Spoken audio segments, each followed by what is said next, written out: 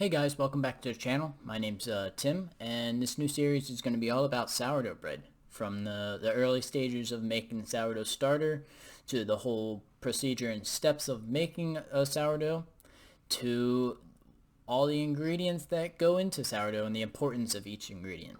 As I said, I'd like to introduce myself. If you don't know me, my name's Tim, and I was originally from Pennsylvania, but I've been working down in Louisiana for several years now as a baker. And my favorite passion and hobby right now is really making sourdough.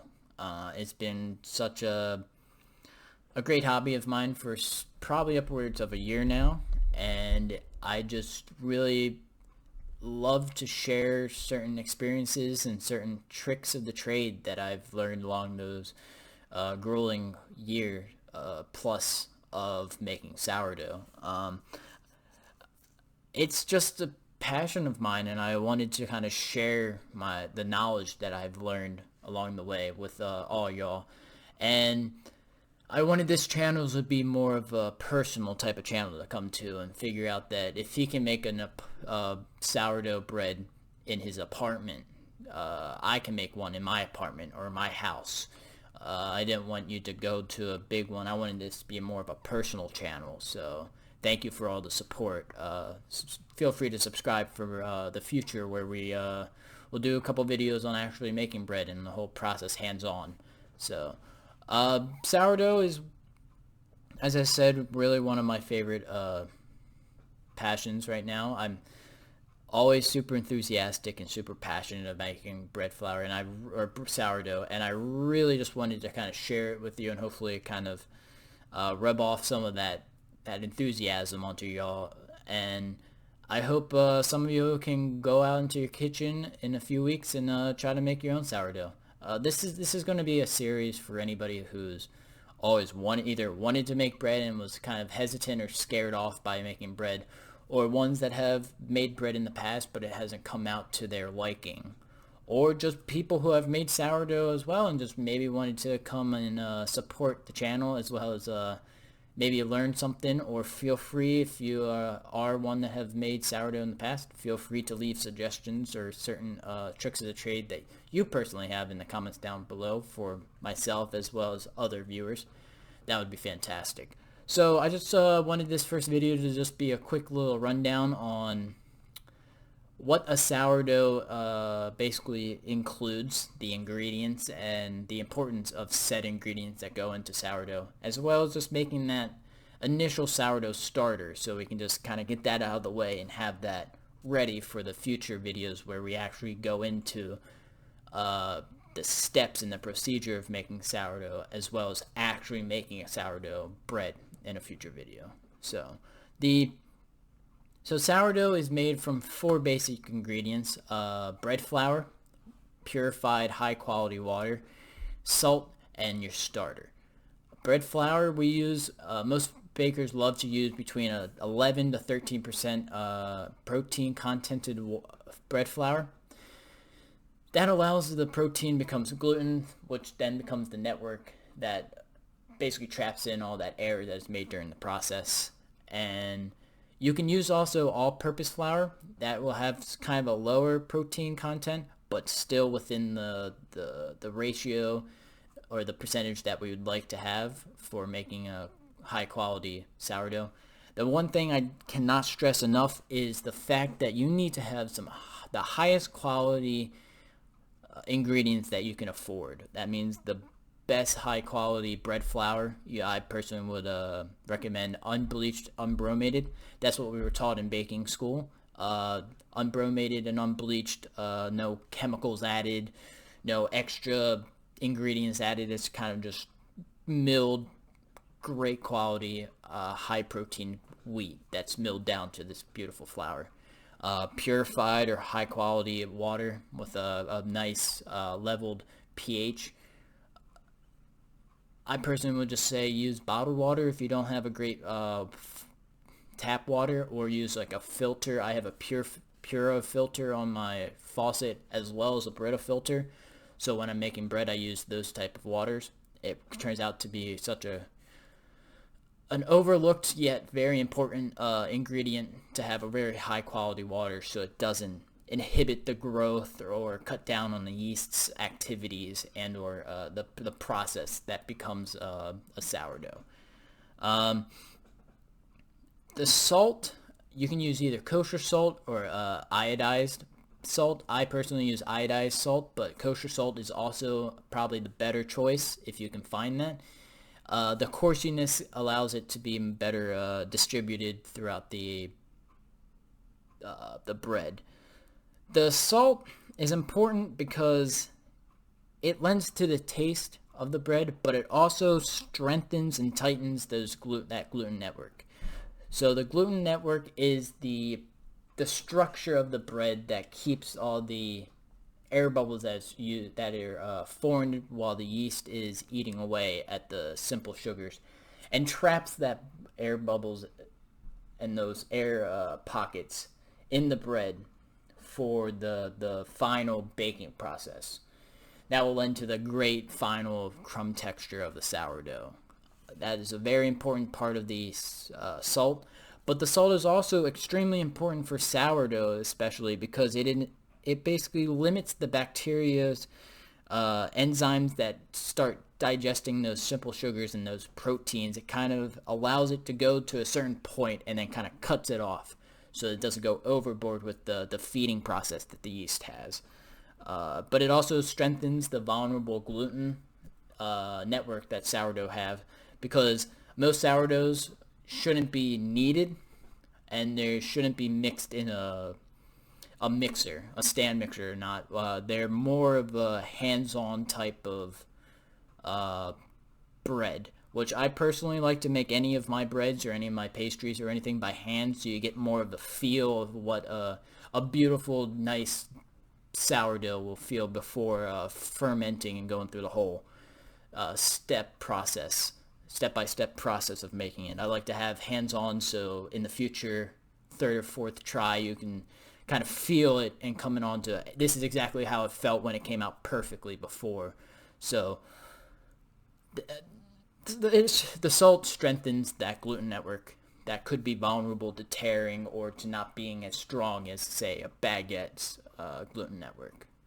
The gluten network does form during one of the processes we'll get into a little more in depth in a future video, which is called the stretch and fold process, where you basically are kind of strengthening that gluten to a certain point. But the salt allows that to kind of just strengthen and tighten to the best of its ability, so it doesn't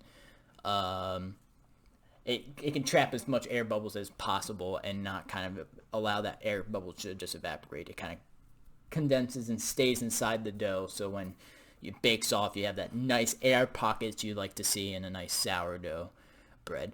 So we're just going to go through a simple process of making a sourdough starter today, so we can do it quickly, so when we get around to actually making a sourdough bread, we can have a nice week, maybe a 2-week-old sourdough starter to use. You can use any type of bread flour or all-purpose flour or a mixture of both. Add a little bit of wheat flour if you want. Just have at least all-purpose flour, and you would like equal parts of all-purpose flour and lukewarm purified high-quality water, as I said. You want to mix that together until it forms almost like a batter consistency. At this point, most bakers say that you get the wild yeast from what was already on that wheat grain while it was being milled, what's on your hands as you're making it, and to a lesser extent what's in the air. Personally, for my preference, when I made mine, I wrapped it in cheesecloth and I placed it outside because I'm in Louisiana, so it's a very humid, hot environment, so there's some decent acting bacteria and yeast in the air. So you would like to wrap it in cheesecloth so you don't get any type of debris or any type of insects into the dough, the batter. But you allow that, you don't want to totally cover it, because then you'll have trouble with that wild yeast and bacteria getting into your sourdough and creating that type of starter that you'll need.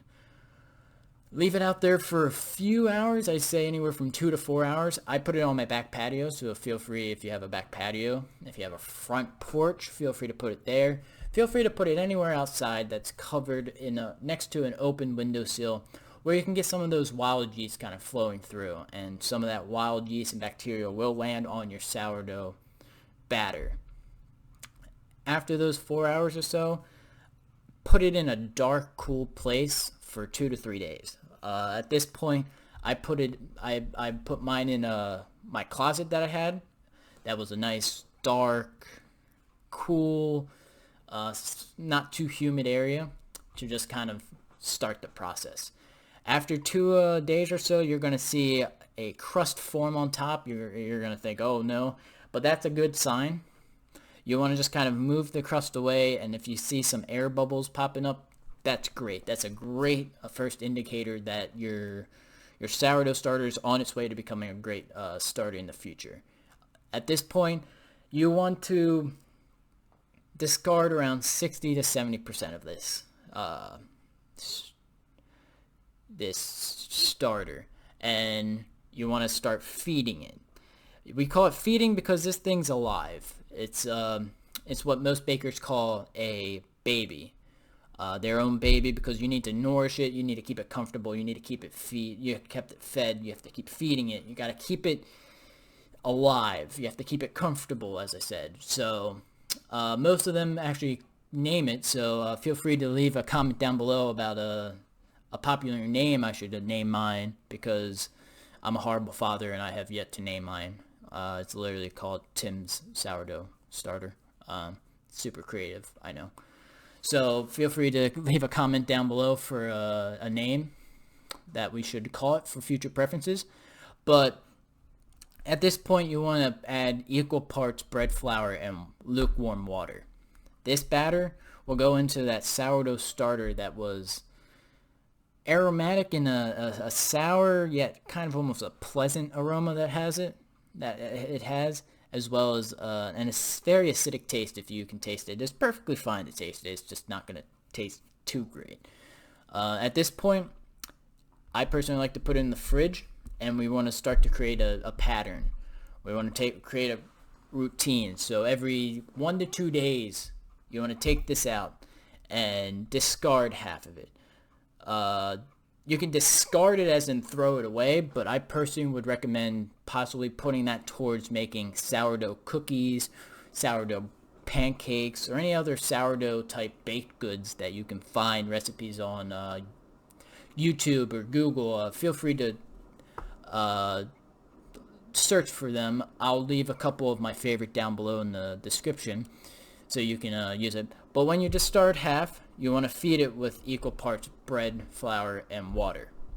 Mix it up. You want to aerate it with a whisk, or I use a fork a lot of the times, because the oxygen allows it to have an environment to have the yeast be very active, to create new cell membranes, to create new yeast cells, to multiply, which then eats more of the simple sugars in the flour, then becomes a great looking sourdough starter. It will be very airy. You'll see the aeration, and the air bubbles will start popping up everywhere.